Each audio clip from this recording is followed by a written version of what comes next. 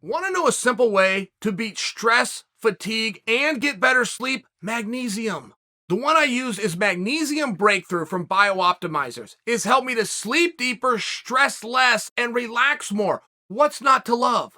When you get all 7 critical forms of magnesium, your body gets a serious upgrade from your brain to your sleep, pain and inflammation, and muscle tension. Guys, you know taking care of your body and brain is more important than ever, and with this one simple action, you can start feeling the benefits quickly. Go to magnesiumbreakthrough.com/Chael. That's going to get you a 20% discount by using the promo code Chael20. So click the link in the description or pinned comment to claim your discount and try the power of magnesium for yourself. So I'm over on the dirt sheet, MMA Mania. Dustin Poirier did an interview, and I gotta say that I got it from Mania, but I don't think he did it with Mania. I'm trying to give credit to whoever got this interview, but that was my source. Dustin Poirier said, if I beat Oliveira, I'm going up to 170. Whoa, that's it. That grabs my attention right away, because that's a what if, right? But guys like me need what ifs. I don't have a chair and window cleaner to pitch to you guys if I don't have a what if, and that creates one hell of a what if, because he said, if I beat Oliveira. Now, why would it be contingent? I would have asked that as a follow-up. Why is it contingent? If this is your last time to 55, it's your last time to 55. That's not what he said. He said, if I beat Oliveira. Now, that's a little bit surprising, because if he beats Oliveira means if he does. So if he doesn't beat Oliveira, he remains a contender at 155. If he does beat Oliveira, he leaves the division and doesn't defend the strap. These are Dustin's words, not mine. But what happens then? And I personally love this, guys. I personally love it. Dana kind of needs a, hey, you're in this division and you're in this division. I got this many guys and I got this many guys. I like it. I love when a guy thinks he can get some hardware, a guy thinks he can get some trophies. I like the interim belt, contrary to popular belief. I like it when I like the double champ business. I like Henry talking about the triple champ. For me, that matters. How much you can spread it around, how much you can get, how many belts you can win. I've been over to Dan Henderson's house. He had the Grand Prix belt from Pride. I think he had a Strike Force belt. Then he had a Pride lightweight belt. He had a Pride middleweight belt. Like, that stuff's cool to me. I personally just think, so if Dustin wants to go to 170, I'm all for it. I don't know about the if business. I don't know if it needs to be if you're having a hard time making 155, if you want to leave the division, then it's either way, this is my last time. But I got to operate in what Dustin said. So let's say that he wins the belt and he bails and goes to 170. What do you do then? I mean, my first thought would be fresh coat of paint. That is maybe the greatest path to lead Dustin to Conor McGregor. If Dustin pops up to 170, there's nothing on the line to defend. He's just one of the guys trying to prove himself. Then he could take on anybody, and that would include Conor McGregor. Okay, great. But Dustin Poirier and Colby Covington have heat. They got heat so hot it would melt my microphones in here.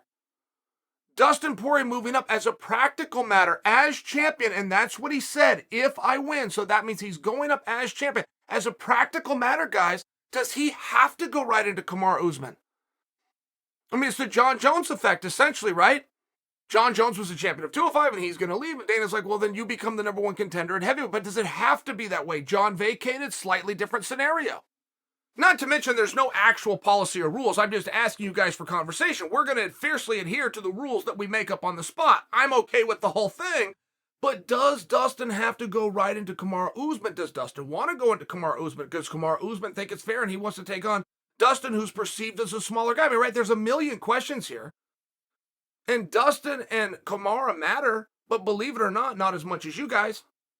You guys, whether you know it or not, will make these decisions. You guys, whether you know it or not, make every single decision. This is definitely a democracy. Definitely.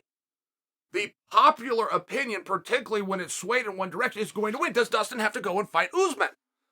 I don't know why he said if. If you're having a hard time getting down to 155, I think that's very relevant. Dustin is letting us in on something. I talked to Dustin one night. You guys want to know a funny story? So I was working the desk.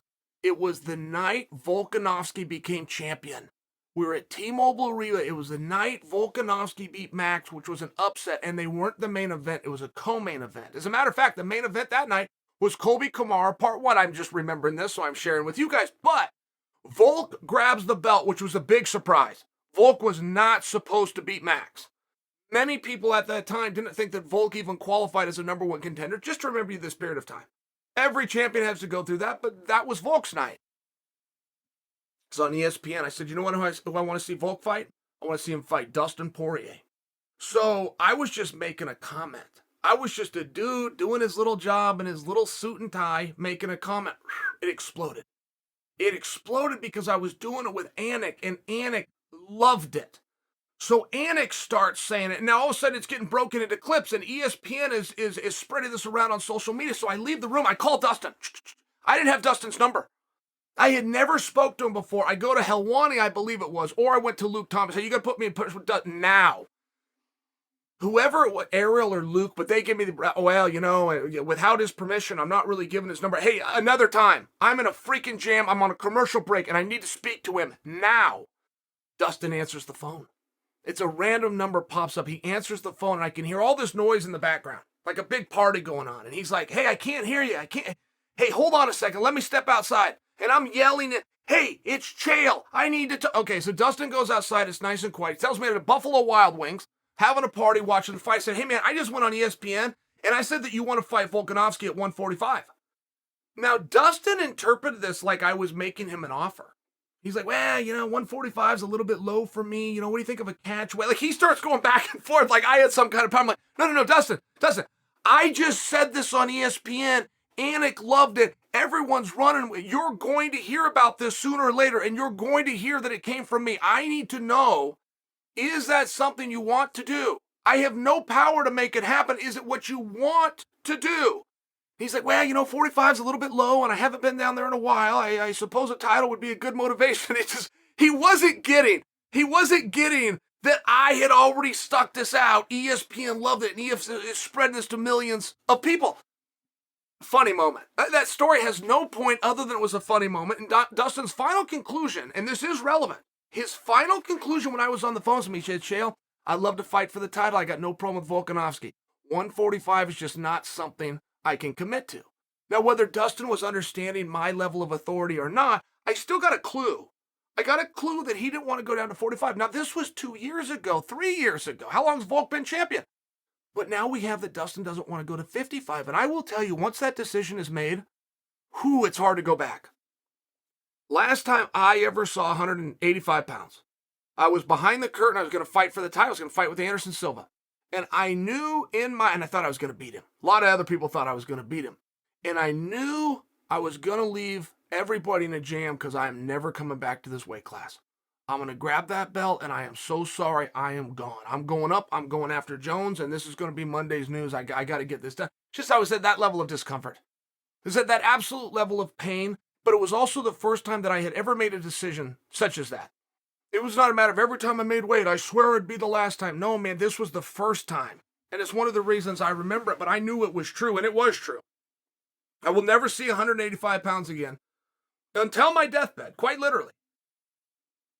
If Dustin is in that spot, then Dustin's a 170-pounder after this. He's got one final run in him, and part of why he's going to get down and part of that dehydration process is because he knows it's his absolute last time. I don't know that he's at this point. I'm adding a lot of words to the story. But Dustin's also never spoke that way, and I personally had one conversation with him about weight, and he didn't want, that was 45, I get it, but here we are years later, now he's saying 55, and he's using the word if. So if Dustin Poirier becomes a 170-pounder, and I don't think it should be contingent, by the way, Chael's opinion, right? My opinion on he's the one that's got to do it, but I'll share my opinion. I don't think it should be an if. If 55 is that much of a strain and a drain, and it's in your head, here we are 3 weeks out, and you're already hurting, and that's the real life of a fighter. He will hurt for weeks upon weeks, go through training 2 and 3 a day with absolutely no energy. I mean, beating the scale, it's a real battle. And if you want to go on and extend the life of your career, if you want to add 2 or 3 more to your years to your career, a lot of times just taking that opponent out, known as the scale, is what you need to do that. So I don't know that it needs to be an if. Dustin's going to go up to 170. What does he do? If he goes to 170 without the belt, who should he fight first? If he goes to 170 with the belt, as a practical matter, does he have to be the number one contender?